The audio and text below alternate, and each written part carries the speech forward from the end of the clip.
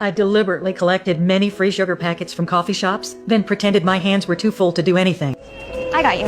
Oh, well, this is the day of kind gestures. This kind-hearted girl had no idea she was already being used by me. I kindly handed her a piece of candy. It instantly reminded her of her grandmother. 21st floor, please. Unknowingly, she fell for it again. Hi. Christine, can you buzz me in? Hands are full. I gave a generous smile. No one noticed that I didn't belong to this top law firm. I walked straight toward the conference room where they were discussing a tens of millions dollar deal. They were negotiating the settlement for a critical case. All the lawyers had exhausted themselves trying to raise the offer to $19 million. Got them up to $19 million. Actually, you can get quite a bit more out of Peabody. Everyone looked at me in confusion, and were quite displeased with my interruption, but I was unfazed and began introducing myself. Lawyer working for... You? Hopefully. You have an associate position open, and it's been really hard to get an interview. And I almost think it's because of my age, but that'd be violating discriminatory protection. The executive scoffed at my job-seeking intentions, but after hearing what I said next, I do know the number that Peabody is willing to pay, and it is significantly higher than $19 million. What's the number? Am I hired? they had no choice but to take me seriously. A week earlier, I had discovered that the opposing lawyer liked to discuss case details while buying coffee in the morning, so I deliberately stood in line ahead of him, pretended I didn't know how to pay by card. How could he have expected to guard against an old lady like me? Keep the change. 23. Great.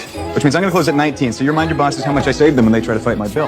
And just like that, I successfully landed a 2-week trial. I knew very well they planned to dismiss me after 2 weeks. My new supervisor was very unhappy about my joining. Even her team members wouldn't look me in the eye, because what they wanted was a helper, not a burden. To gain my colleagues' approval, I went to the convenience store to buy condoms from the top shelf.